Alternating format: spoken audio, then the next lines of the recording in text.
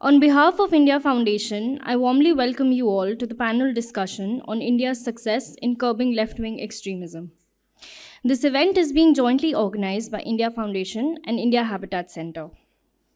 We are privileged to have with us today an eminent panel comprising Shri Rajiv Gauba, former Cabinet Secretary, Government of India and member Niti Aayog, Shri Pankaj Singh, IPS, former Deputy National Security Advisor of India, and Shri Shekhar Gupta, Editor-In-Chief, ThePrint. May I request all panelists to kindly come up on stage. This session will be moderated by Captain Alok Bansal, Executive Vice President, India Foundation. Sir, kindly join us on stage. Over to you, sir.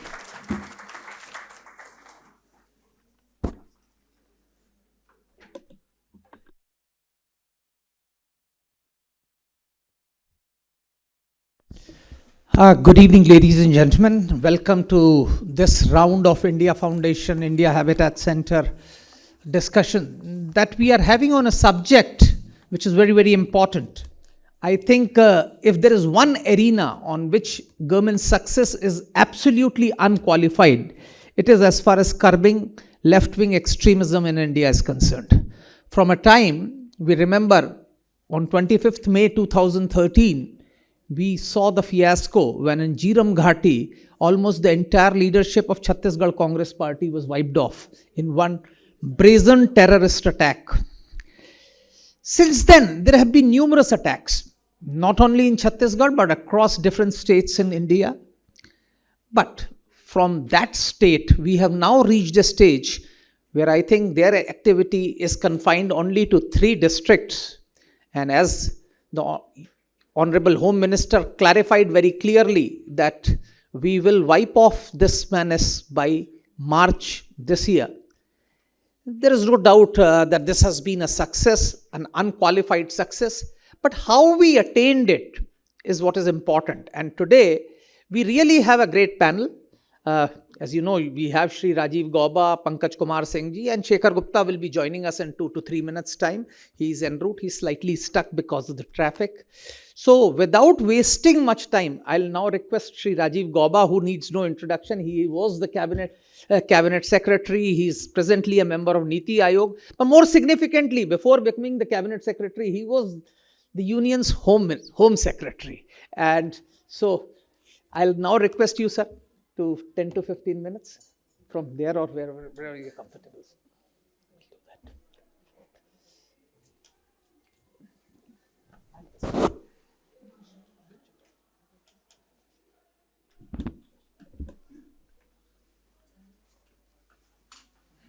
Thank you, Alok. So my co-panelist, Pankaj, with whom I have worked together in MHA, and distinguished members of the audience, very good evening. I'm grateful to India Foundation for this opportunity to speak on a subject with which I have some familiarity, including first-hand experience. I have had to deal with left-wing extremism at different points of time in my career, from early 1980s until 1996. I worked in different parts of the then undivided Bihar as SDM in Sasaram, its CEO Jila Parishad in Patna district, and district magistrate of Gaya, Nalanda and Muzaffarpur. Each of these districts was affected by left-wing extremism, and that was the spread of the problem at that point of time.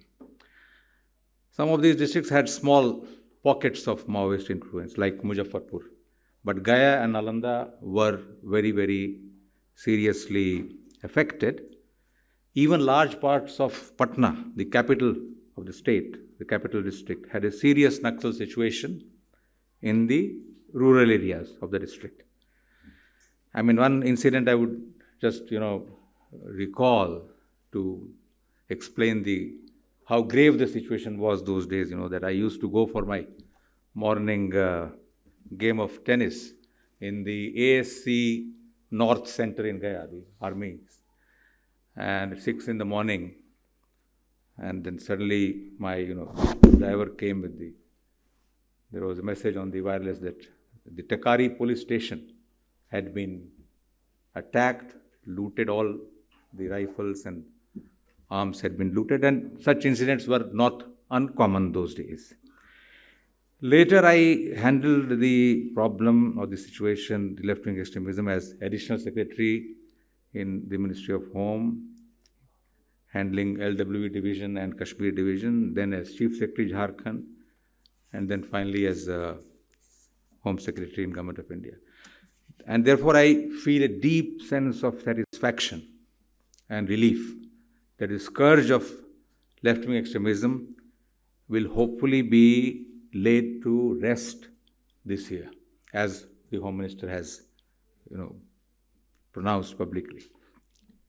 It is certainly on its last legs, on that there is no doubt about that. You read every day, in the newspapers about top leadership of the Maoists being eliminated or surrendering. So this is one of the most spectacular success stories of dealing with an internal security challenge post-independence. Situation has changed dramatically in the last 10 years, and most of the top leadership has either been eliminated or they have surrendered. But back then, the situation was quite grim. In 2014, for example, 88 security personnel were martyred and 222 civilians were killed. 63 Naxals also were killed. There were about 5,500 armed LWE cadres who were committing wanton killings and extortions at will.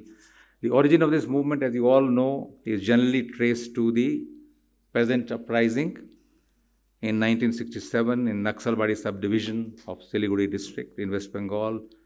Peasants had been protesting there against the feudal system for a few years.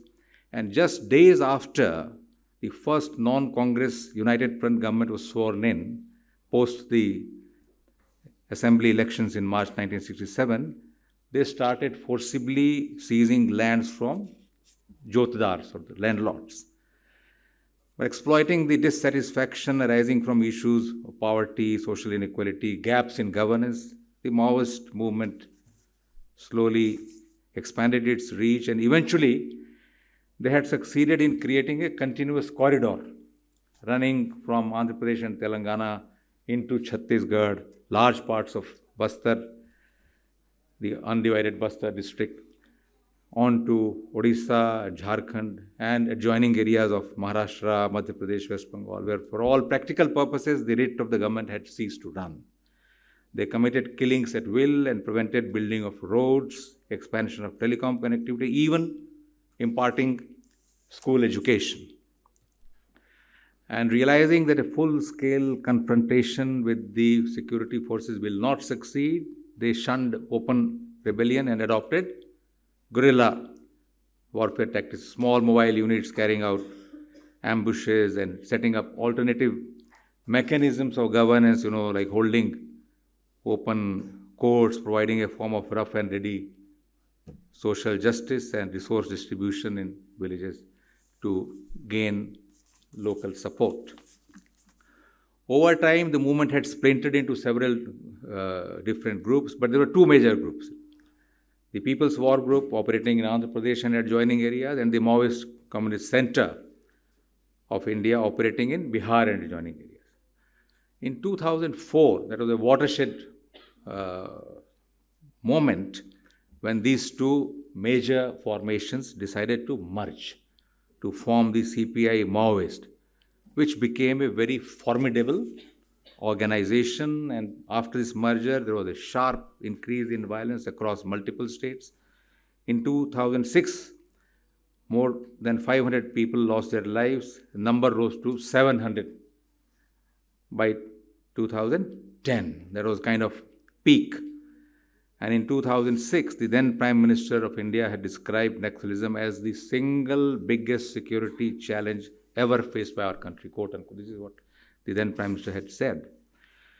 So these Maoists had mobilized substantial funds by threatening contractors engaged in mining, road construction, railway projects, acquired sophisticated weapons and communication equipment, and particularly mastered the use of IEDs to blow up roads, bridges, and launch spectacular attacks on security forces like April 2010, when a convoy of CRPF was ambushed, killing 76 CRPF personnel in one go.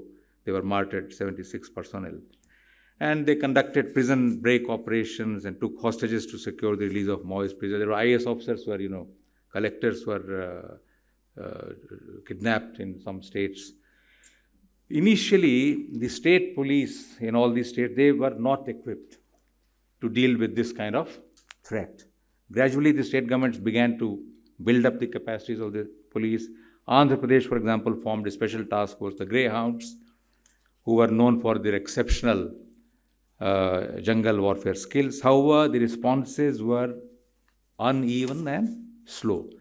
But at a more fundamental level, and this I speak from personal experience, that the fight against Naxalism suffered from lack of clarity of approach and a certain ambivalence of the political and administrative leadership. Some elements in some political parties in the field were even mixed up with the Maoists and provided covert support and shelter to them in exchange for help during elections. Consequently, the Maoist violence kept rising, and over a period of nearly 5 decades, they have killed nearly 7,000 civilians, including a large number of women and children. The turning point came, so to speak, in 2015, when the Ministry of Home Affairs formulated a national policy and action plan, which was a whole of government and all-out approach, devoid of any self-doubt or ambivalence. Security interventions were significantly stepped up, and a saturation approach to development and welfare, ensuring the rights and entitlements, was implemented in mission mode. And it is this resolute implementation of action plan using the combined might of the state which has brought about the sea change in the scenario which we are witnessing today. Now, the saturation approach covered several important flagship schemes like free food grains under the PM Garib Kalyan Ann Yojana, the 5 lakh annual health cover under Ayushman Bharat, housing with all basic amenities, Aadhaar cards, Jan Dhan bank accounts. Many guidelines of these schemes were liberalized or relaxed to ensure that no one in these districts is left out and every family is covered. Most of the LWE affected districts were covered also under the aspirational district program to rapidly uplift the socio-economic indicators there to the state and national level. A large number of residential schools were opened up, the Ekalavya model schools, Kendriya Vidyalayas, Navodaya Vidyalayas, ITIs, and so on. So, super specialty hospitals, field hospitals were set up, including by offering additional remuneration to doctors so that we agree to go and serve there. Then there was aggressive and transparent implementation of Forest Rights Act, which gave forest dwellers, mostly tribals, a sense of security. Forest produce, they had the right to reap the forest produce. It ended their disputes with the local forest bureaucracy and consequent harassment as a result of those disputes which used to happen. Many states gave them the right to collect tendu leaves in forest areas, which also was a very significant factor. And then there was massive expansion of road and telecom connectivity. More than 15,000 kilometers of roads were constructed. Of course, it was not easy. These security forces started moving in deeper into the strongholds, and roads were constructed because they used to blow up roads while being constructed. So these happened in tandem, and more than 9,000 mobile towers were erected. And then, of course, there was expansion of bank branches and ATMs and post offices. These brought the fruits of development to the people and at the same time facilitated operations and mobility of the security forces. The new approach to security also focused on strengthening the state police. A number of schemes were implemented to strengthen the capacity of the state police, including fortification. Many police stations in these districts, which I, for example, where I served, did not have good buildings or fortification. And they were equipped with technical capacity for better intelligence gathering. Helicopters were deployed for movement of troops and drones for surveillance. Deployment of the central forces was significantly scaled up, and about 400 new camps have been established in various states over these last 10 years, in tandem with construction of roads and opening up of these areas. Local youth with knowledge of terrain and modus operandi of the Maoists were inducted into CRPF under a special scheme called Bastaria Battalion. That is how the Maoists were gradually evicted from their strongholds like Buda Pahad in Jharkhand and now eventually Abu Jamad in Chhattisgarh.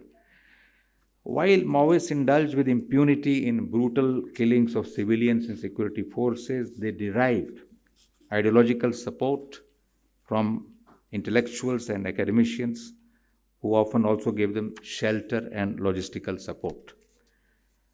And let's face it, suffering from the soft state syndrome, government never touched them for a long, long time. And this deep-rooted ecosystem in different institutions in urban areas, which often had linkages to some international organizations, needed to be systematically dismantled. Under the whole of government approach, a dedicated vertical was created in the National Investigation Agency for sustained investigation and prosecution of the Maoist leaders and the leaders of front organizations. Enforcement Directorate was activated to choke the financing of Naxalite groups. It is these concerted actions that dealt a significant blow to the financial and logistical networks which sustained the LWE. But over time, and I was witness to this when I was working in the district and the state, the movement had degenerated into a pure and simple extortion racket, bereft of any ideals, bereft of ideology. It had become, in a sense, an alternative mode of livelihood and employment for misguided youth. But as it often happens, once entrenched, these extremist groups continue violence to sustain their relevance. Many of the leaders had adopted ostentatious lifestyle. Their children studied in boarding schools. They had built houses in cities. It was important to expose the misdeeds of these leaders and the hollowness of their ideology to destroy their credibility and their appeal amongst the local people so as to dry up further recruitments. So as a result of all this, the situation today is, that the number of casualties or the deaths has declined very, very significantly. It is now down by 90% in 2025 as compared to 2010. And the number of districts affected by Naxalism from 126, it is down to about half a 6, or maybe seriously affected only 3. The so-called Red Corridor has almost vanished now and is confined to a small pocket in Chhattisgarh and some parts of Odisha and Jharkhand. I think what has made the difference is strong political will and the whole of government approach. In conclusion, I would like to underline the point that the Indian democracy and India's constitutional order offer ample opportunities to all sections of society, all sections of population to participate in governance, participate in decision making, and steer the government policies and programs to get their due share in development and economic progress. The electoral democracy and the imperative of getting elected and re-elected is the surest guarantee against deprivation and exclusion. Thank you. Thank you, sir. That was, I think, a very clear articulation of where we have reached. I think the last major attack by Maoists was in 2020, and since then they have always been in defensive. Hundreds of them have surrendered. Over 500 of them surrendered last year. So there have been major successes of security forces, and as the Home Minister said, they are now effective only in 3 districts, which also we hope that we'll be able to eradicate them by March. I'll now request Shri Pankaj Singh, who's been the former Deputy NSA, the DG of BSF, and was involved in Chhattisgarh in tackling with Naxalite menace, to kindly speak for.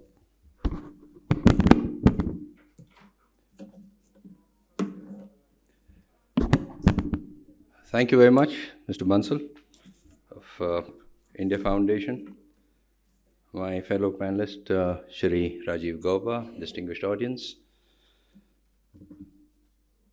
And thank you for the wonderful opportunity that you have given me to share my thoughts with the distinguished audience today.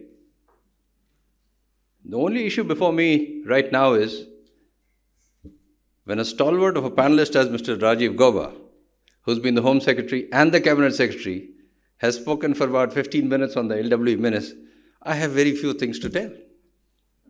He gave you facts, figures, background, the whole of government approach, and I don't know what to say. I don't know whether he had seen my notes and then... But thank you very much for that wonderful overview that you've given and the whole of government approach. I'll try to share my thoughts with the law enforcement angle that I was dealing with for about 2 years in Chhattisgarh. And I was sent there after CRP had suffered a major blow when 76 people were killed at one time. And with wonderful guidance from people like Mr. Rajiv Gauba, who was there in the Home Ministry. And we felt so strengthened, so emboldened that we contributed our bit in the initial years. What started, I just shared, please come.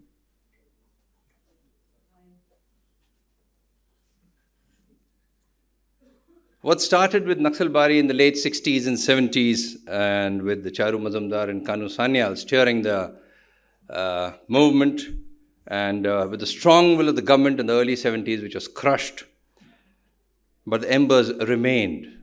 And like was talked about, the MCC plus they moved on to Andhra Pradesh, where they formed the People's War Group under Kondapalli Sitaramaiah, and in 2004, they combined to form the CPI Maoist group. Andhra Pradesh was the first state which was affected in a very, very major way. It evolved systems of its own, evolved greyhounds based on a very, very systematic approach. And not just law enforcement, but a huge complement of intelligence gathering machinery. And mind you, their intelligence gathering machinery was so good that they operated not only in Andhra, but in Jharkhand, in Chhattisgarh. They had their people who were monitoring the movements of the Naxals for 6 months, 8 months at a stretch by hiring out accommodation in these states. And it is the other states which banked on the phenomenal information base that Andhra had about the Naxals. And when they systematically chased them out, the only sanctuary that they found was in Abuj Mar in Chhattisgarh. Abuj in dialect means jisko buj nahi sakte, you don't understand. And Mar is jungle. So jungle stretch which you cannot understand. That is what Abuj Mar is. It's about 5,000 square kilometers big. No revenue maps, not mapped till date, and no government establishments at all. And nobody was allowed to get in. That was the state of Abuj Mar, where the Naxals found their sanctuary. The leadership was again by the people from Andhra, and the foot soldiers were all from Andhra, Chhattisgarh, and other places. And this is where they started. And now Chhattisgarh, which had not seen this kind of a thing before, felt absolutely helpless. And like Mr. Gauba talked about, that they were totally at sea. They were not equipped, and they probably thought this will go away in some time to come. And one after another, the incidents started happening. It started way back, 2003, when Chandrababu Naidu was attacked. He just escaped with his life. 2010, Chintalnar, 76 people of CRP. 76 is a huge complement of force. And let me tell you, the Naxals used to talk about their PLG battalion and top-class PLGA number 1 battalion. Any one company of any CAPF, whether it is CRP, whether it's BSF, has better weapons than the PLGA battalion. But such was the psyche that, no, Naxals are very big people, probably, 10 feet tall, huge guns, machine guns, and big launchers that they have. And it is now, when they are surrendering, that the people in police in Chhattisgarh and Orissa, yehi log the kya? 5 foot big, 48 kilos, underfed, undernourished, and these are the people they were scared with. So that was the kind of image the Naxals created over a period of time. 76 killed. 2013, Jairam Ghati, where almost the Congress, 23 people were wiped out. Mr. V.C. Shukla also lost his life there. 2013 again, the Naxals evolved things to scare people. Look at one small incident. They killed about 6 CRP people, chopped off from the waist down, made an incision in the abdomen, placed ID inside the abdomen, placed a photocell above the ID, stitched the abdomen. Why were they doing all this?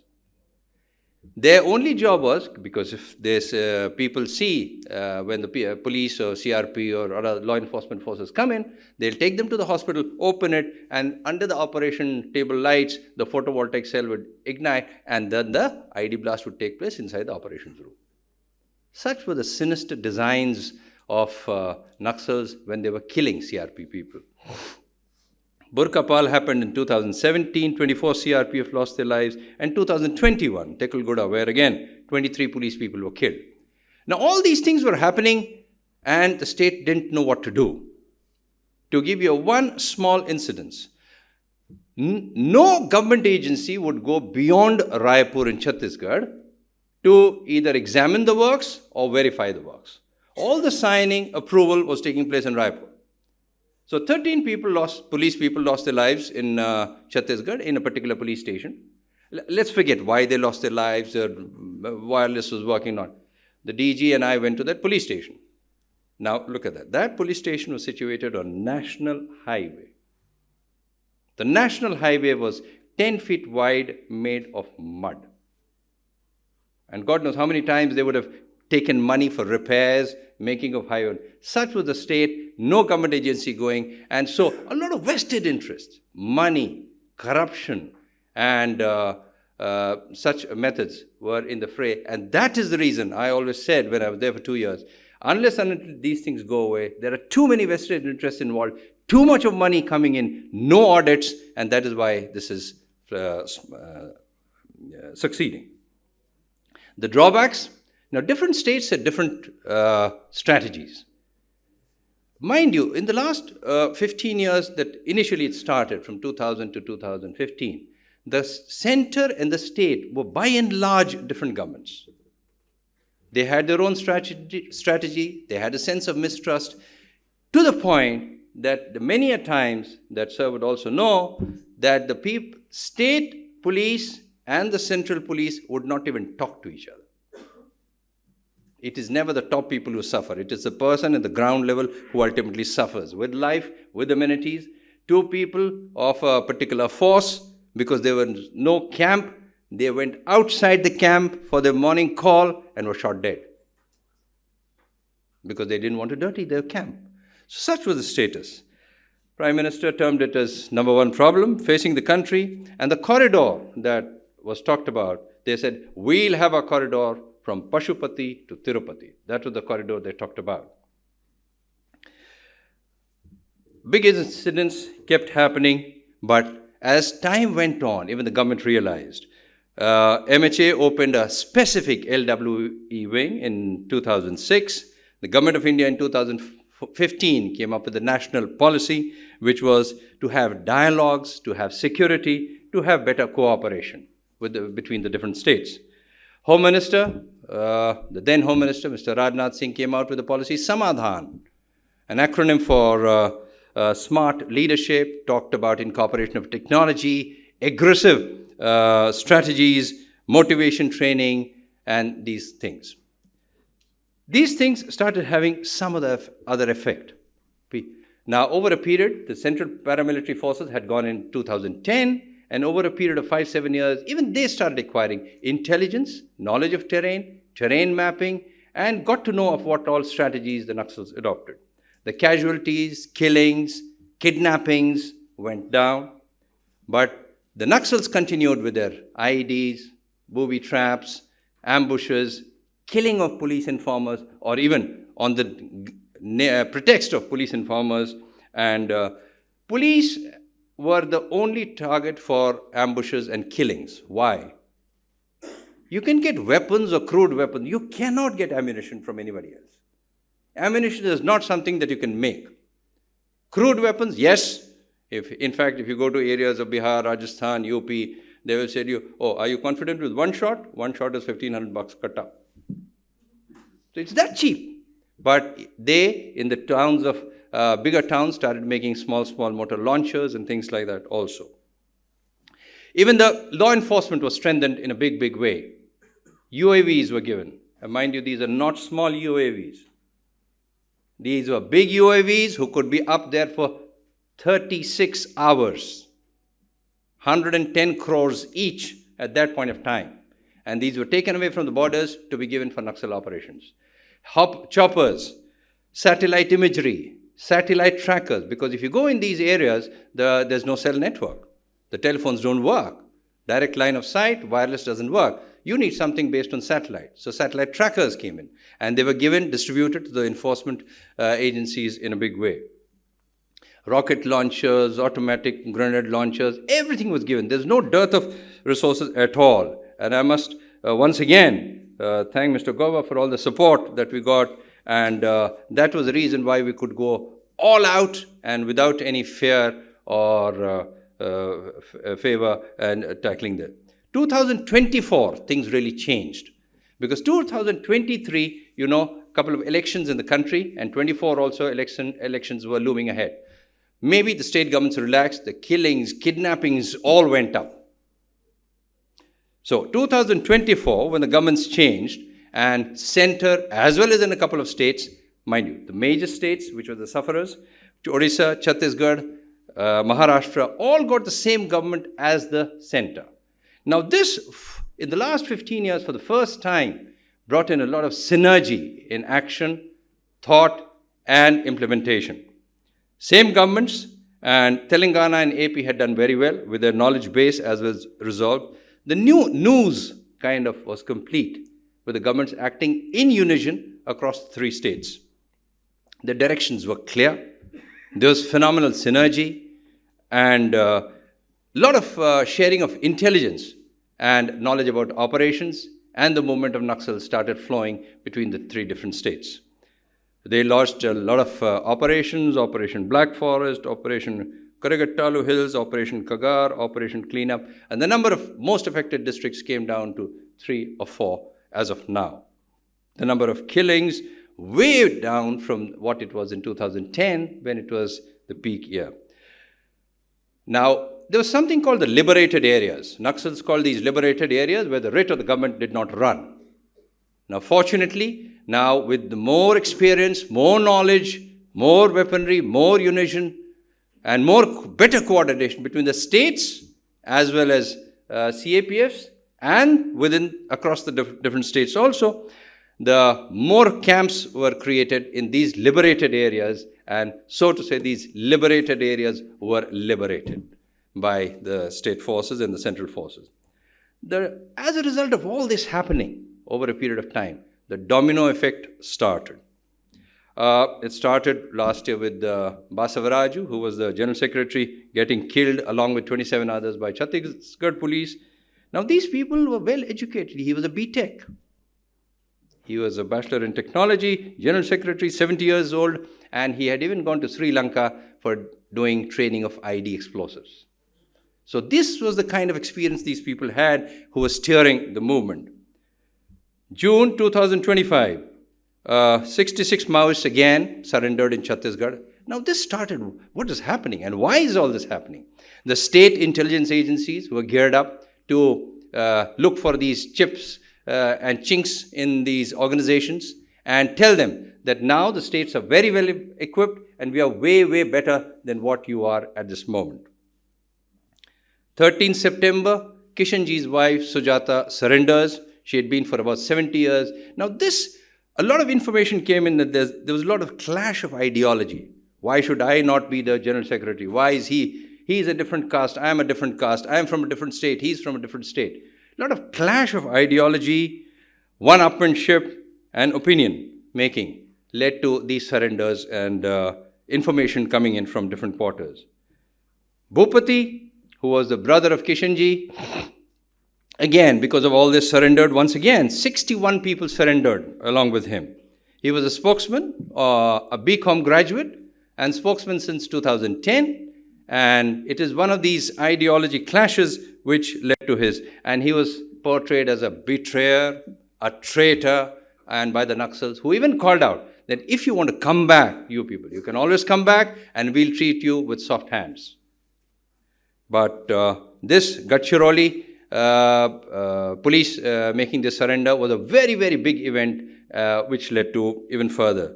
Hidma, the military commander of PLGA battalion, and the strategist for 76 killings of CRPF, for the Jiram Ghati Congress killings and others, he was also killed in November 2025 by Andhra Pradesh police. He was the only Bastar tribal who had been accommodated in the Central Committee. All rest from AP and other places. On 19th November, Tech Shankar, he was the one who was the technology man in the Naxals. He devised rocket launchers, he devised barrel grenade launchers and other weapons. He was also shot dead by Andhra police. Today, the number of Politburo members, the number of CC Central Committee members has gone down drastically. They are hiding, they do not have a specific security apparatus around them, and they are on the run within an area of almost about 100 square kilometers spread across two states, Chhattisgarh and maybe Orissa. That is where they are right now. Many are in jail, many have been encountered in the current year also. The whole of the government approach, as was talked about, has been very, very successful here. This is the first incident in the Indian history where the whole of government approach, development plus security has paid rich dividends, and we see, as the Home Minister has said, the 31st of March, maybe it will finish. I only hope it doesn't finish before that. Number of towers, number of roads has all been elaborated. To give you an example, Bijapur was a district where the entire district in 2010 had one tower. One tower in the entire district, and that is when I was there. So I used to tell my family that if you're getting no information, that means I'm safe. Because if something happens, the information will come in fast. Number of towers now has swelled up to more than 9,000 plus. Roads, more than 10,000 kilometers. Bridges, vital bridges. And the amount of support that the central government has been giving to the states in security-related expenditure, special infrastructure scheme, fortifying of police stations is many, many fold. So this is where Prime Minister's scheme of whether it's for health, whether it's for housing, has all come in. For the first time, the mapping of Ajbujmar has been sanctioned. 5,000 square kilometers to be mapped by IIT Roorkee. It was there in the papers a couple of days back. So that now the government schemes, the infrastructure can go about in a very systematic manner. It's ironical that even after so many years of independence, we do not have a revenue map of 5,000 square kilometers within our own country. Jharkhand, Boda Pahad, as well as Saranda, has all been cleaned up. Orissa, Malkangiri, the cutoff area from where they would come in, and they shot almost about 25 greyhounds people in that area. Maharashtra, Gadchiroli is neat and clean now. Bihar, Chakrabanda, and Chhattisgarh, a couple of areas remain, but otherwise it's all been cleared up. But while all this has been cleared up and we are on the way ahead, I think the root cause we must always keep in mind. Why were the scheduled tribes dispossessed of land? Why was there marginalization of the scheduled tribes? Why were they not consulted when the big projects came in? All the Gram Sabhas were never consulted. spread of state welfare. I think all that must be kept in mind when we think of moving ahead. Whether it's infrastructure, healthcare, education, or banking, I think everything has to go at an accelerated pace in a time-bound manner, henceforth, once this Naxals, so to say, CC members and Politburo members have been cleared up. The int-driven operations, the synergy between the states as well as the center, the CRPF, which has taken the brunt of it, more than 80 battalions, which is 80,000 people, only CRP. The 16 battalions of BSF, 16,000. All this is added to the state police. That is the amount of money, resources, manpower that the center has supplemented the states with, and that is why we are seeing the results what they are today. The liberated areas, by and large, gone. CRP, BSF, ITBP have contributed in a big measure. C60, every state developed their own specialized agencies. Of Maharashtra, Jharkhand Jaguars of Jharkhand, DRG of Chhattisgarh, SOG of Orissa, and of course the Greyhounds of Andhra did their bit. They even tried the Bastaria battalion that was talked about. Young boys of Bastar who would be more adept at climbing trees, bare feet. Yeah, just a minute. Bare feet rather than with shoes on. Urban Naxals, just one word, what Sonu recently said, Polujala Venugopal Rao, who surrendered, said, urban Naxals are the people on whom the party is holding on, and most of them are selfish, lazy, and useless. They have used the party's name to enhance their academic and intellectual careers.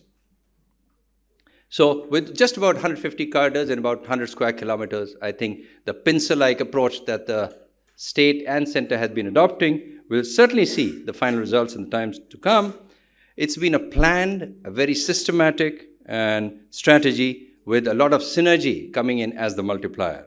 The target 31st March, I'm sure it will be met, there's no doubt about it. And the sacrifices made by the central and state police organizations, government officials, so to say police informers and common people and politicians also, I think will not go in vain. Thank you. Thank you, Pankajji. We've heard two speakers who have been part of the government and have contributed immensely in curbing this left-wing menace. But there are questions which actually remain. In fact, as both of them said, why there was this menace? Because the development had not taken place. But I think more importantly, there was also a case of injustice, a perceived injustice. When Praveer Chand Bhanjdev was killed in Jagdalpur, there were actually wall hoardings in Madhya Pradesh which would say, Bastar ki galiyan suni hai, DP Mishra khuni hai. That was the words actually written. The fact of the matter is that in 1965, I have seen in Narayanpur surveyors from Survey of India. If 2025 we have to sanction mapping, there is something wrong. In 60 years, what did we do? If 1965 there were surveyors, it was not that Survey of India was not present in Narayanpur. So if it was there in 65, why it has taken? So there are a lot of questions. And I think now that we have heard the government side, we'll have Shekharji, who is, of course, will give you the dispassionate, neutral view on this particular success. While there is no doubt that success is unmitigated, I think over to you, sir.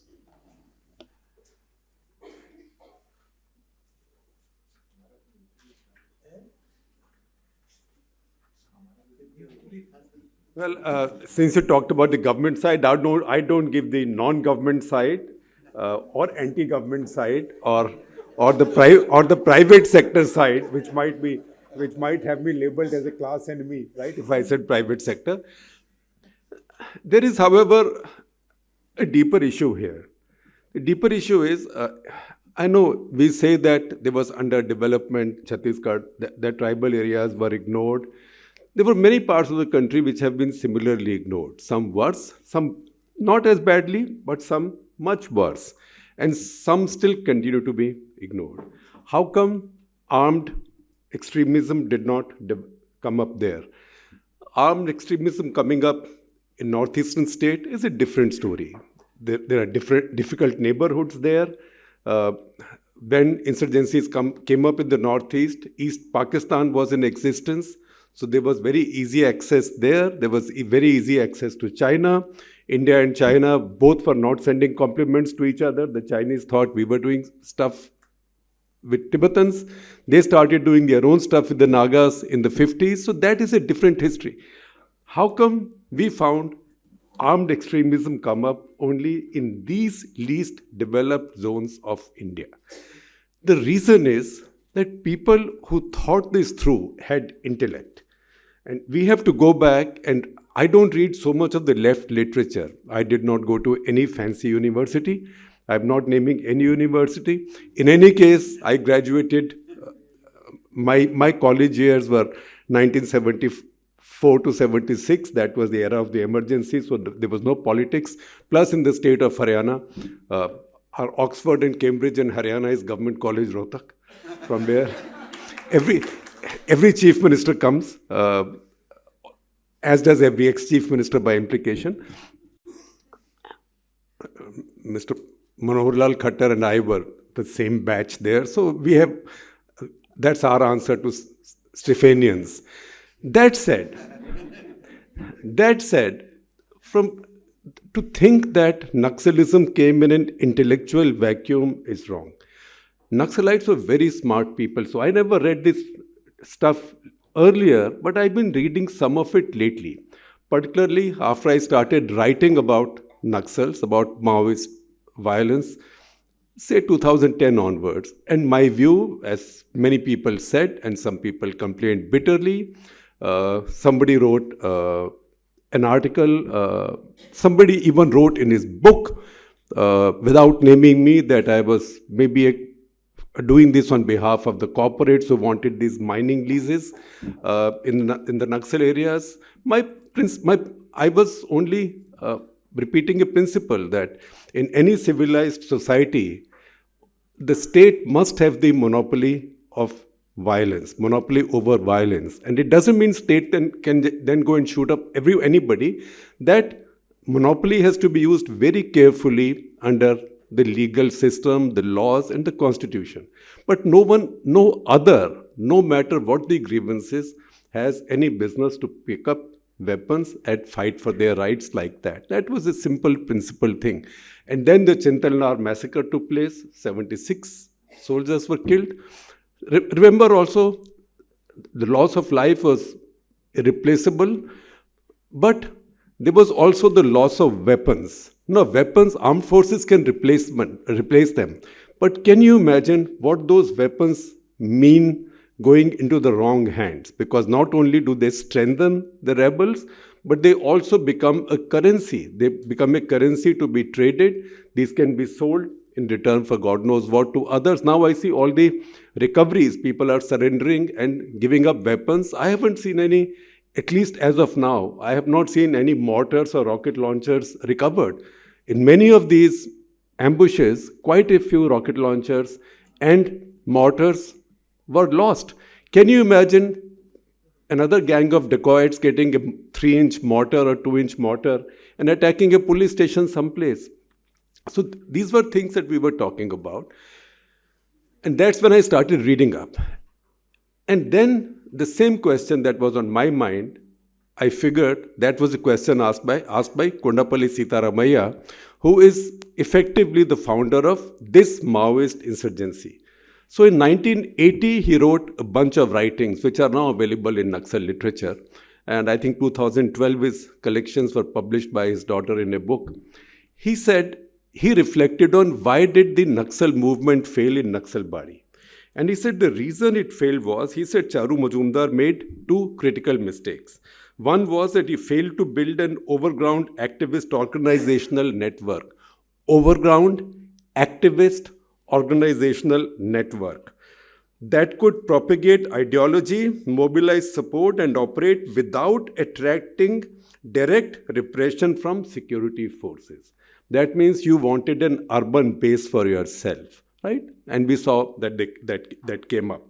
Second, they failed to secure their rear. What does that mean?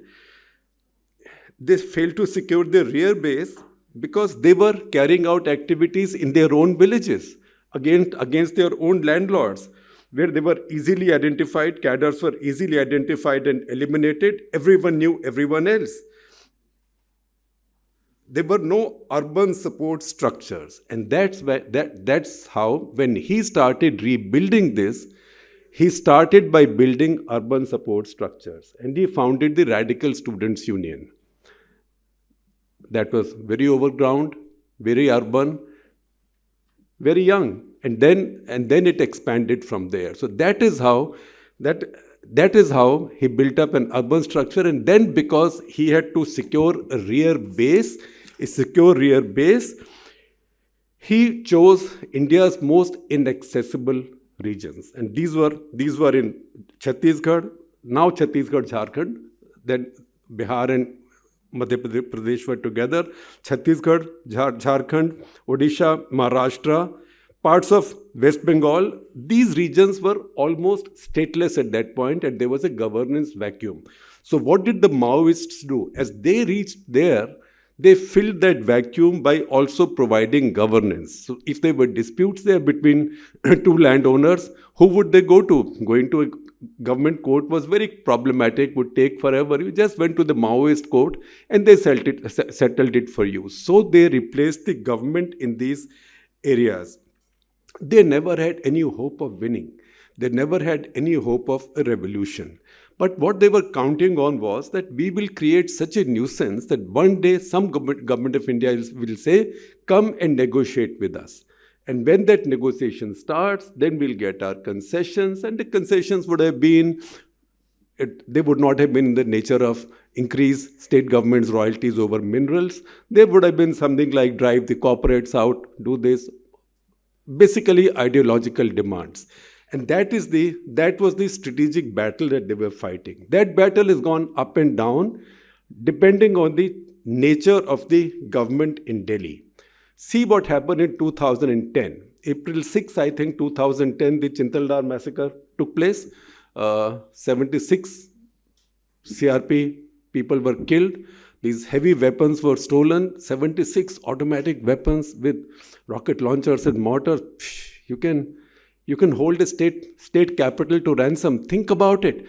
When the Bombay blasts took place, Pakistanis brought in AK-47s into Mumbai.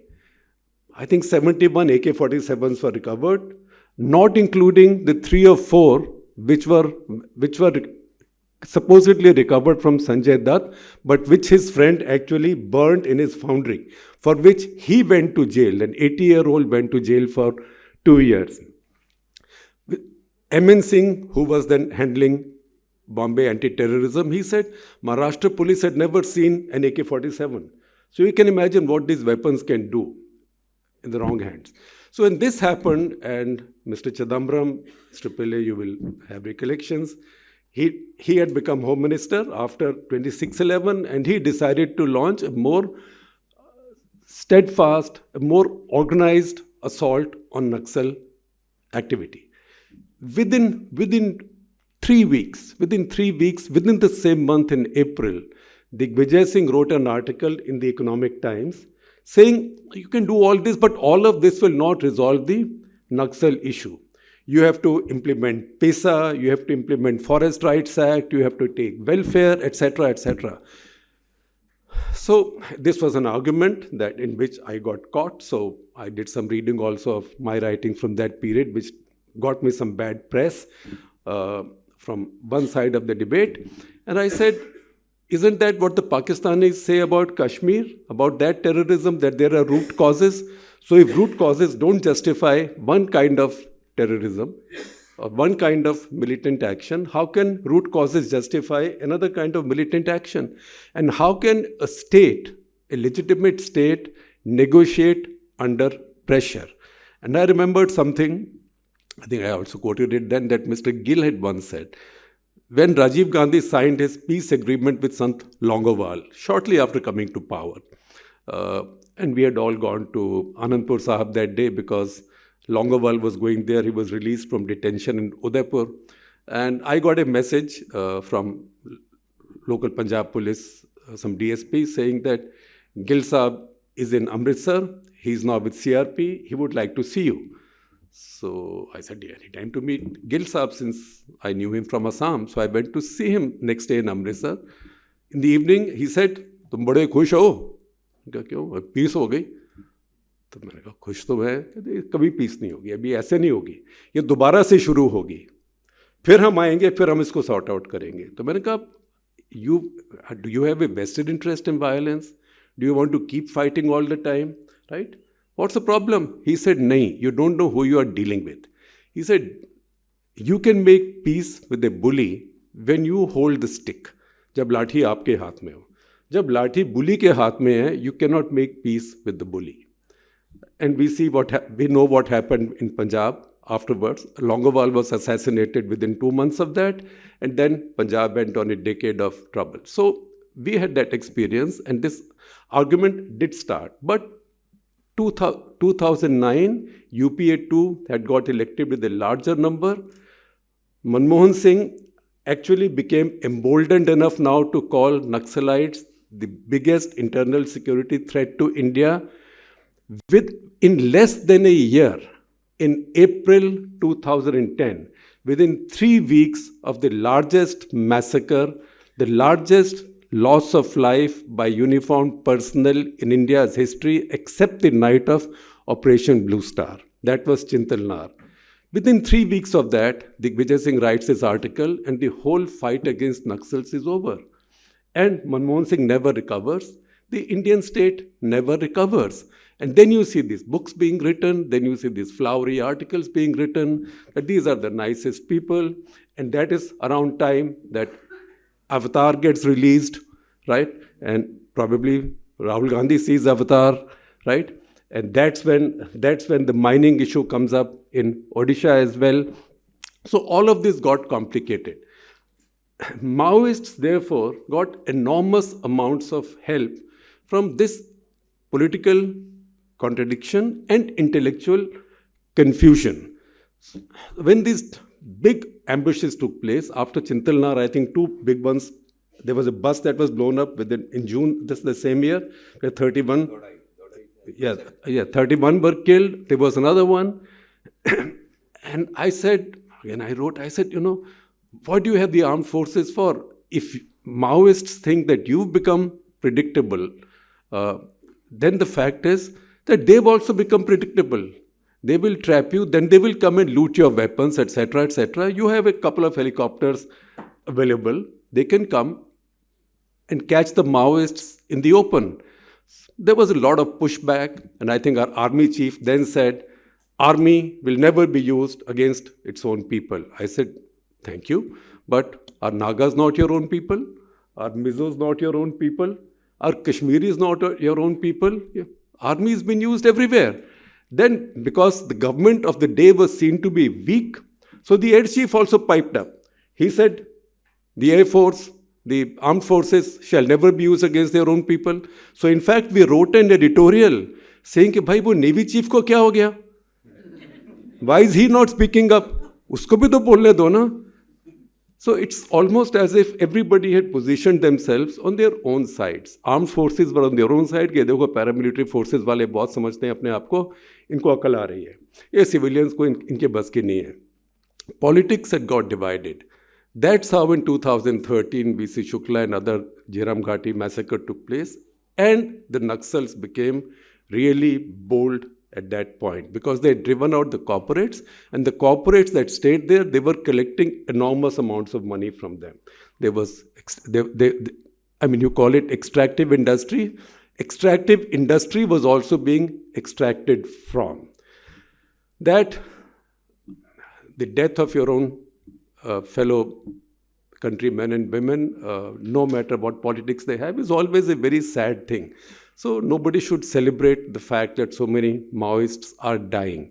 But the fact is that a menace, which Dr. Manmohan Singh once called the greatest internal security threat to India, is now going away. Because with the violence of this kind, there can be no governance either. And this is an argument I have seen in many places, in Punjab, in the Northeast, elsewhere, कि आप encounter में मार देते हो, आप trial पर नहीं लेके जाते, don't follow the due process. And I would always say, and this is something I saw in Punjab, you kill the judges who try you, you kill the prosecution lawyers who go to court, you kill any witnesses, anybody who dares to appear as a witness against you, you kill editors who write about excesses against you, you kill owners of newspapers, then you say, give me due process, take me to court, bring me lawyers. So that's the exact definition of chutzpah, that it's like it's a kid killing his parents and saying, take pity on me, I'm an orphan. So violence carried out by unauthorized organizations is the death of governance. So to that extent, yes, India should be very chastened that such a thing happened in the heart of India. India should also resolve to itself that such a thing will not happen. But India should learn lessons, tactical lessons. We've also read so much on the Naxalites from your father's book, who's written a definitive book on Naxalites in India. So these are tactical lessons. What India needs to learn is political and strategic lessons. And one of those key lessons is that when it comes to national security, there should not be polarization over the basics of that. And that is something that we suffered from, and we paid a very heavy price for it. I think I will conclude on that note and let you be.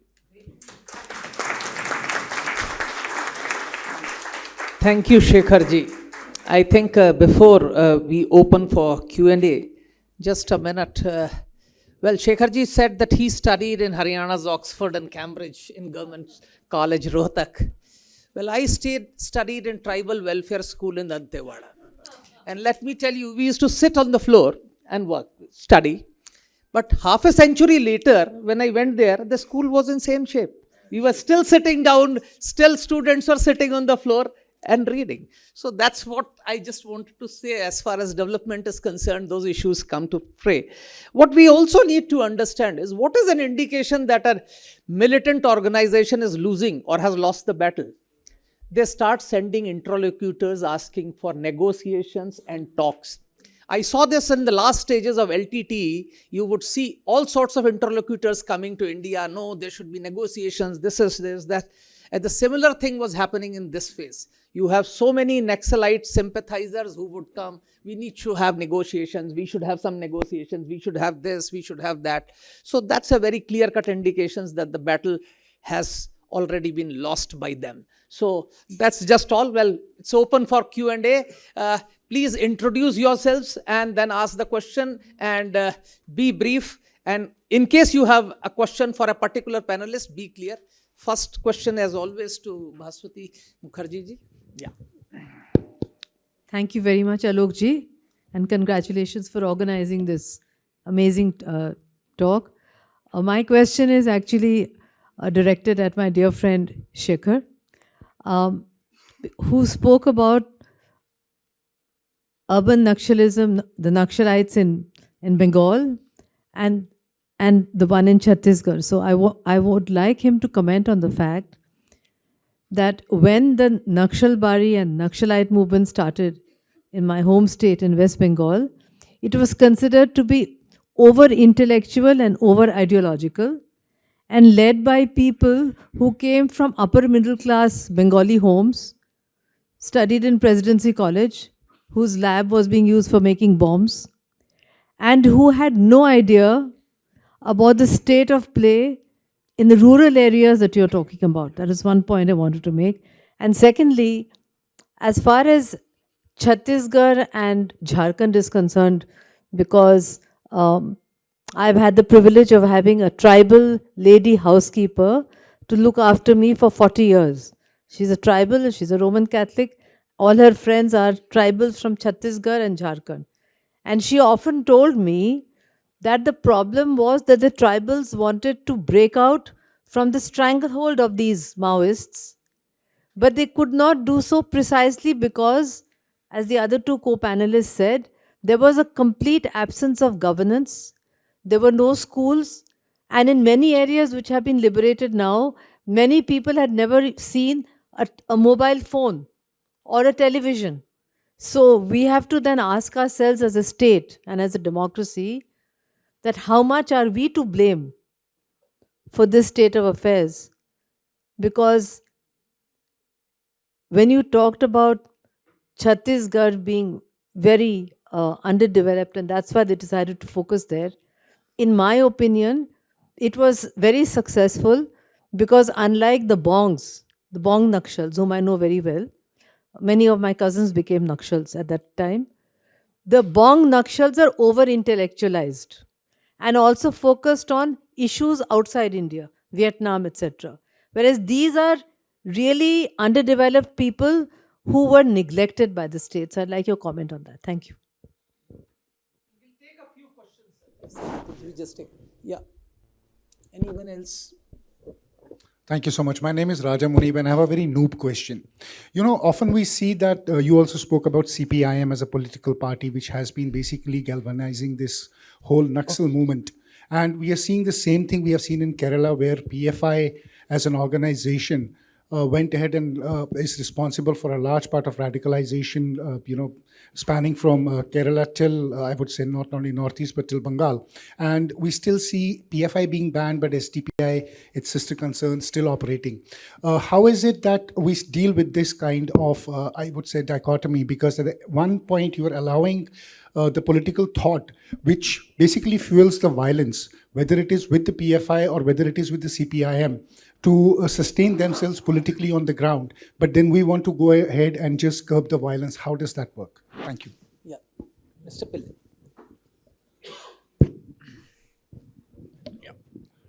I'm Gopal Pillai.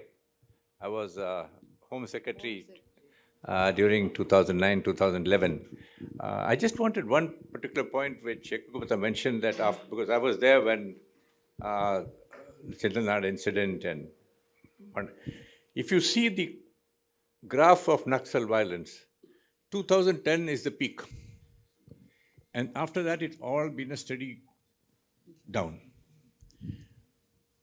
I think what Rajiv Gauba said, whole of government and this thing has been one of the great successes of the government. And I think that was something which was not there when we were there. But I can tell you that both in 2009, 2010, post the incident, and in 2011, till that time I was there, I don't think government ever, shall I say, in that sense, lost heart that we would. What changed in that period, and I know Vijay Kumar came as DG of CRPF, the whole concept changed from we would now function like the guerrilla group. All paramilitary forces, Central Armed Police Forces, would also operate at night, just like the Maoists, the LWE do. All the training was, you had the jungle warfare training school in Kanker, and many other schools came up, I think we learned a lot. We had that Lalgarh incident at that time, which is a liberated area which got re-liberated, as Pankaj just mentioned. I think we learned a lot of lessons in terms of how to tackle them. And I think one of the real issues for the government as you move forward, I think to an extent, militarily wise, you I think succeeded, and it's a great achievement of the government. The real problem is really going to come post this, when you have to make sure that you don't allow this ideology or this thought of this exploitation to commence. Because I've traveled extensively in all these areas, and all of them said one of the root causes was not just lack of governance, was also exploitation by the government. In fact, the most hated people were the forest officer, the police officer, and the village officer. Between the three of them, they exploited the tribals to an extent which, I think it's really unfortunate. I think we learned some lessons, but we still have the issue of getting doctors into these areas. We still have getting teachers into the areas. I still deal in some of those areas with works with NGOs and others who are working there trying to get into the area. And I still find that we have the problem of getting people. Everybody wants to work in Raipur and Kanker, but they will not go to the remote Bastar areas and so on. I think that will be the real challenge before this government, because I agree with you, only state should have the monopoly on the state power. That I agree with you, and I think that philosophy has been there. I think the real change which really came out of this whole of government issue, I think that is what has made, I think, the big difference now. But I think where you have to really look out, and I think we look at, I'm just as a cautionary tale, look at National Mineral Development Corporation, NMDC. It is the only central public sector undertaking which has not been attacked by Naxals in the last so many years. And it pays through, shall I say, X method to the left-wing extremists. That which is why they have not got attacked. So you have to, unless you are able to curb financing, because financing is oxygen for any group, because it needs mobilized manpower and weapons and so on. So we have a lot of challenges. That's what I said. It's a great job done by the government. I think the challenges are going to be equally challenging in the next few years. Thank you. Good evening, sir. First of all, I'd like to congratulate the speakers on... I'm Gurdeep Singh. I've had 40 years in a corporate role, including a directorship. I'd first like to congratulate all the speakers on some amazing dissertations. So, some of the eminent speakers did refer to the major urban base. And I would like to know what is being done to tackle that, because as they said, there are a number of people who have built their academic careers on being extremely leftist or extremely, and in fact the problem is not that it's among the students, it's amongst the faculty of a number of universities, including some in Delhi, which are actively supported and funded by the government. And these people have got a complete network of lawyers, etc., to keep them going. What are you going to do with this? Because if you don't do something, then there will always be some areas of dissatisfaction in the country where they will exploit that and give a rise to, again, violence. Thank you very much. My name is Sohail. I am from Kashmir. So my area of study is like indigenous sociology of Kashmir, which I am studying from last 12 years. So my question is just an observation, like how we can, club some important terminologies like left, then Naxalism and extremism. There is a heterogeneous dichotomies between the terminologies. An important point is like from last few years, especially from the intellectual circles, we are getting some new form of terminologies for Naxalism and other, like Naxalism, or for that matter, urban Naxalism as well. But the point is, like, being Indians and understanding the nuances of these things, like why are we turning a blind eye towards the literature? I mean, the literature which is coming from other sides, like how much provocative that literature is. And we have some circles now, that sleeper cell type circles who are discussing. The storytelling is still there. I mean, discussions are still going on. And that prolonged discussions, here lies the scope of the state, like how we can convert that seed which used to be germinated and which was very menaceful for the state. Now how we can convert that seed by developing the alternate circles which will be very productive in the near future. Thank you. I'll now request the panelists to respond in the reverse order, starting with Shekharji. I presume I am responding to Tota's question. All right. So first of all, I make a little bit of amends. I thought of starting this with a tribute to a wonderful friend of mine and much more senior friend of mine who's no more, but who had a key role in reorganizing the forces after the Chintalal massacre, Mr. E.N. Ram Mohan. And I should have thought of it because just last week, I spent all of last week on the north bank of Brahmaputra. in the Dorang division, where I first met him when he was DIG there in 1983. And I had many conversations with him. And in his little home, sometimes sitting in his balcony or going out and talking in his balcony, that's where he died. In his tiny home, they had suffered a personal tragedy because their son had died in that IAF helicopter crash. And he would say to me that, look, these people, the leaders who've gone to the tribal areas, they are very smart people. They are intellectuals. They also believe in their ideology. They are true believers, but they are not fighters. What has happened is, because the state has been so weak there, they found their gun fodder. So these guys will not fight. They will get the tribals to fight for them. That's why the only tribal who rose to the central committee was Hidma, because otherwise his leaders were continuing to control everything. And you see these leaders, when they surrender, when they die, 67 years, 69 years, 72 years, which also means that over the past many decades, they've not been able to get young people like them to go there. The young people like them have all been shouting slogans in universities, right? Because they also know that there is value in doing this. You get your benefits, but don't go and risk your life there. So they failed to build on that. And I do remember Mr. Ram Mohan once from his balcony saying, you're fighting these poor tribals there. See that man there, right? This was a man on a wheelchair who lived in his building in Dwarka. And he said, the guy hanging out there is the IB guy. The guy hanging out there is the special branch guy. This is the guy who's key to what's going on.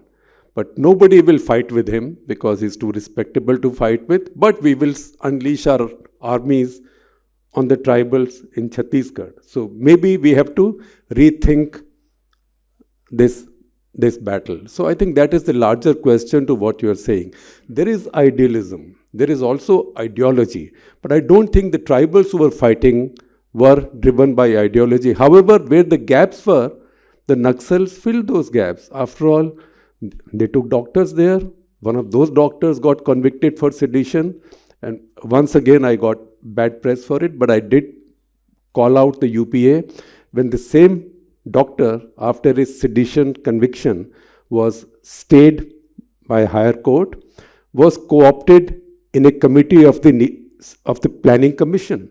And I said, you may or may not like the sedition law, but he's a convict for sedition with a 10-year sentence. How can you mainstream him by bringing him, that is Dr. Binayak Sen. How can you bring him into a committee of the Planning Commission? That means you are legitimizing what's been going on. So many of doctors, teachers, schools were set up. So Maoists, through their networks, were also filling these gaps in tribal life.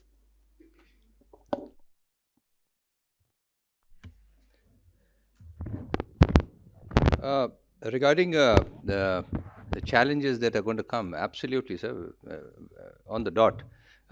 Finishing the Naxals or reducing their numbers is one small part, but getting the people in these underdeveloped areas, tribals who have not had access to whether any judicial system, court system, they only knew Jantana Sarkar, the kangaroo courts, who were there to sort out their issues in ways that were good or bad.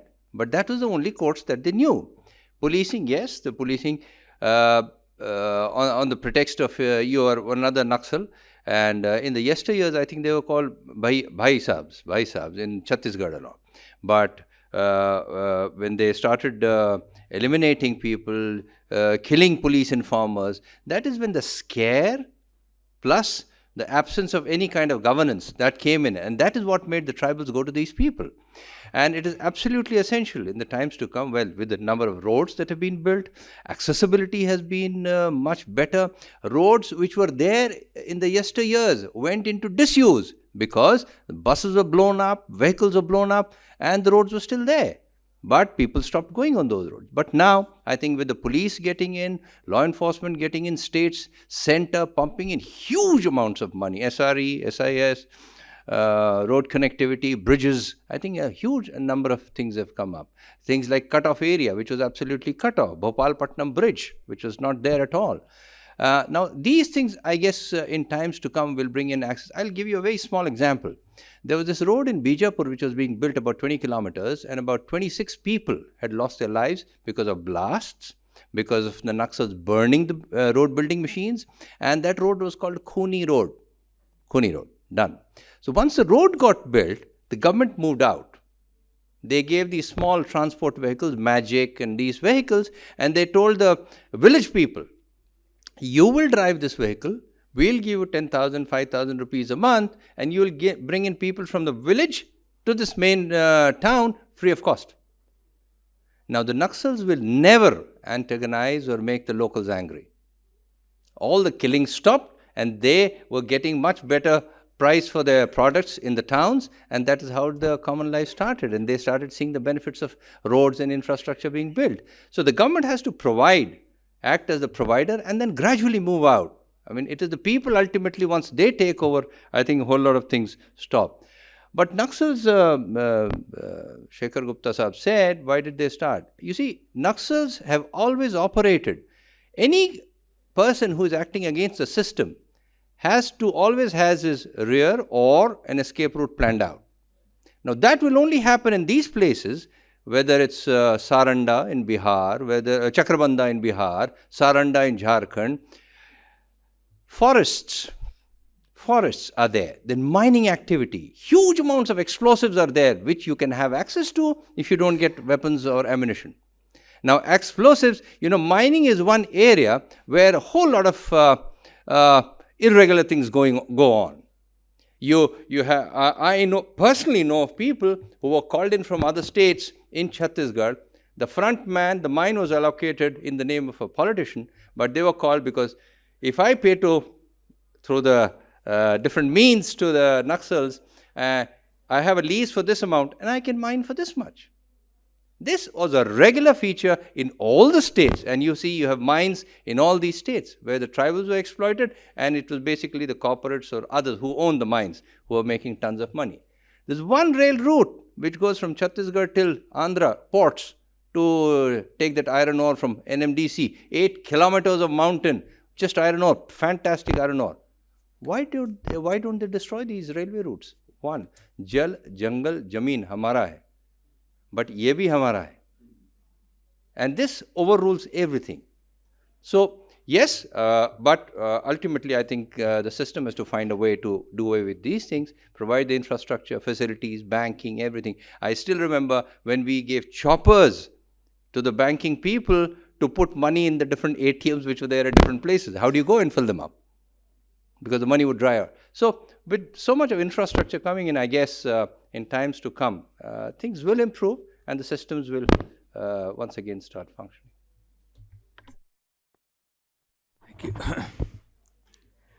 I think this entire narrative about the exploitation of tribals and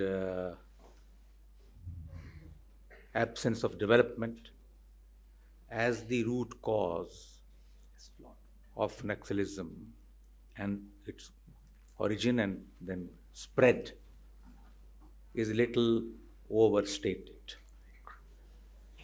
It's, Naxalism did not start in Bastar or in Jharkhand or in the tribal areas adjoining Jharkhand in West Bengal.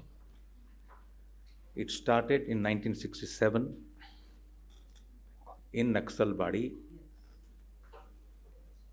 of Siliguri subdivision, of Siliguri district, Naxalbari subdivision. And the farmers or the peasants there, they had started organizing themselves with support from some elements in the CPIM. And they actually started seizing forcibly land from the landlord, the Jotdars, 2 days after the first non-Congress government was sworn in which CPIM was a coalition partner.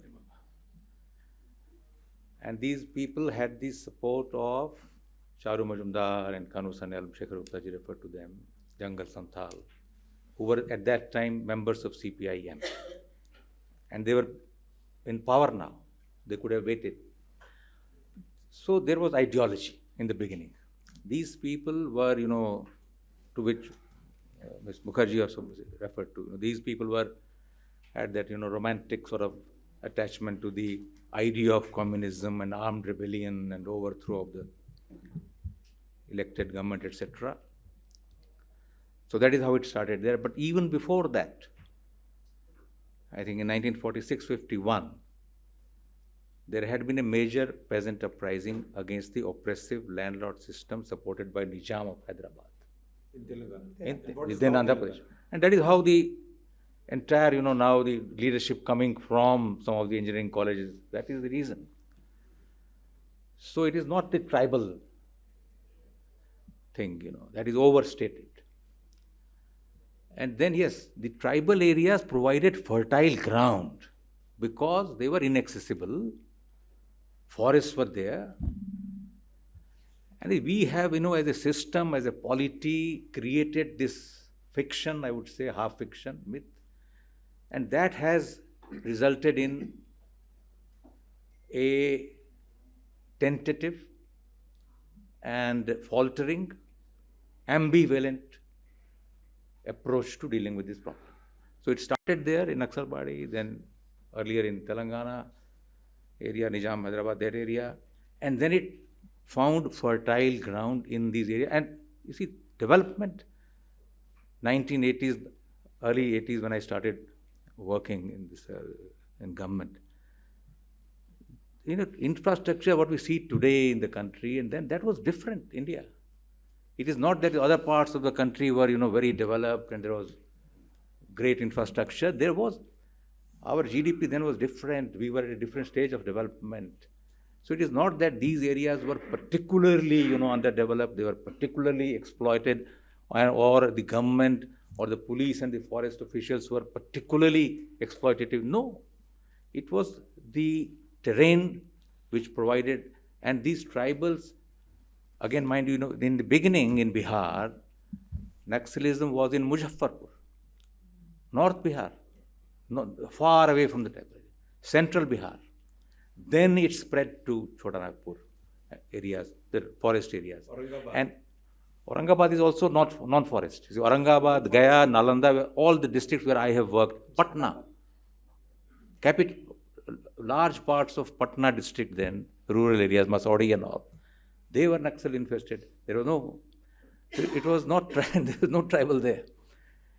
So, and there the reason was, you see, caste exploitation, caste-based exploitation. There was nothing like that in the tribal areas because you don't have caste. It's a more egalitarian society. So there was lack of employment opportunities, etc. And so this movement found fertile ground. And then over time, it had become completely bereft of ideology. Yeah, you had some ideology, ideologues and all that. But most of the recruits, they were doing it just as a, alternative employment. Easy money and the, appeal of having a gun. And that's how it was our ambivalent approach. Part of it was underlined by Mr. Shekhar Gupta. As a government, as a state, soft state syndrome, which allowed this to, fester and prosper for a very, very long time. Yes, state government, central government were dealing with them, but not in the, all-out manner in which an internal security challenge in any part of the country or external security should be handled. So that is how I think we came to where we were in 2010, it was a peak, and up to 2014. And then the whole of government approach, by what I meant was saturation approach to the development, all schemes, massive upgradation of security infrastructure, security forces, arms, the police camps, one of which I visited when Pankaj was there, I think 2nd or 3rd December 2014 when I was additional secretary. I think it was Chinta Gufa. Chinta Gufa. So the security personnel, the kind of facilities that they had were very, very basic. So those were massively upgraded. That is how you lifted their morale. And then, of course, the drones and the, helicopters and UAVs. So you have to bring the whole might and also perception management. You see, the licentious lifestyle, which the Maoist leaders had over time, they had palatial houses in Patna and other urban centers. Their children were studying in boarding schools. We did not expose it earlier. And also, this urban phenomenon which they referred to, intellectuals, academicians, some of them may be misguided, some of them may not be aware, but some were aware that they were providing logistical support, money, etc. And when you do that to a band of people who are killing civilians and police personnel, then you must be called to account. So whether you call them urban Naxals or whatever, they have to be dealt with, they have to be brought to book. And that, I think that is the kind of approach that is required to deal with any internal security problem. And yes, going forward, so now it's the infrastructure has improved vastly. People have tasted the benefits of development. Telecom, towers were not being allowed to be erected. Now 9,000 towers have been erected. Roads have been built. And let us remember that this region, Chhattisgarh, Jharkhand, it is potentially one of the richest regions of the country. And it can power the economic growth of the entire eastern India and beyond. You have to develop the mineral wealth, ecotourism, forest and all that.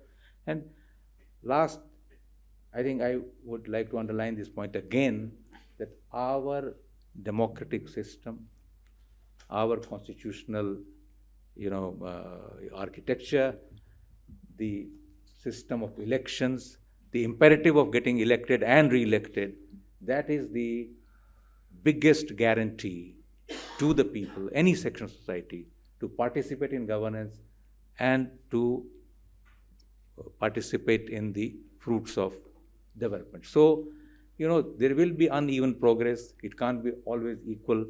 That cannot be a justification for this kind of, violence, mindless violence against security forces, against civilians, to be allowed to continue for this long. So I am extremely happy and relieved, having seen this problem right from the beginning of my career in different parts of it, to that this is coming to, hopefully, an end in 2026.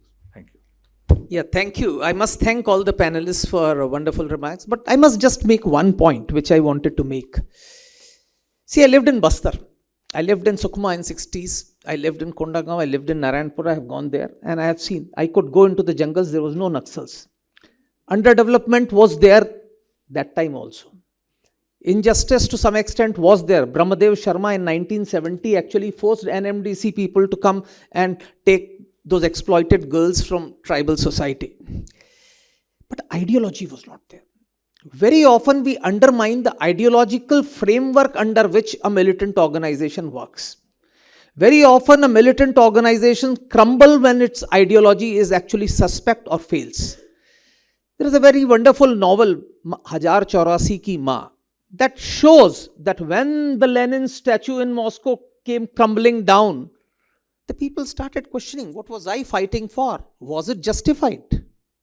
See, there was a time when a large number of urban youth romanticized this sort of urban. The reason why armed forces didn't want to fight was this reason, because there was a significant section of the society which did not find fault with him.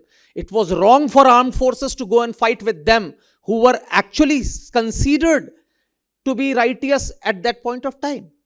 So the failure of ideology was a very, very important factor for the success of this drive, which very often we don't look. As the ideology faltered, as the ideology failed, and as the youth realized that this was a flawed path, I think the success was essential. Of course, there were means for that, which required infrastructure, which required connectivity, which required other things. But ideological framework is always important. For any ideologically driven organization, ideological understanding is essential, and countering that ideology is equally important. Be it any radical organization, be it radical Marxist, be it radical Islamist, you can take any organization, you have to counter that ideology also, because that actually destroys the organization eventually. Of course, the tactical means would be there. I think Shekharji wanted to make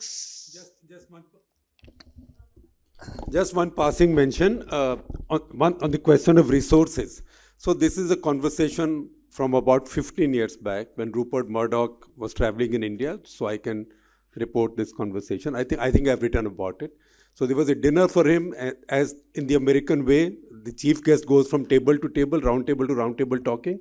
So he came to our table and he said that, see what the Chinese have done to Japan. The Japanese acted funny over the islands, and the Chinese stopped giving any critical minerals to them. So Sony, Panasonic, everybody came to a standstill, and the Japanese went down on their knees. That's because of something called rare metals, what we call as critical minerals now. He said rare metals. He said Chinese now control 80% of the world's rare metals. The rest of the world has about 15%. At least 5% of all of the rare metals are in your country. If your country can't even touch even 1% of that 5%, and you think the Chinese have nothing to do with it because you can't touch it because of Maoists, and you think Chinese have nothing to do with it, you live in cloud cuckoo land, right? So that was on the resources issue. The other is the ideology issue. Just think about how ideologies decline. Just 10 days back, 26th of December was Mao's birth anniversary. More importantly, it was the 100th anniversary of the founding of the Communist Party of India. It passed without any mention anywhere. The important thing is the CPM did not even send CPI a congratulatory message, because they said, "Tum kaun hai?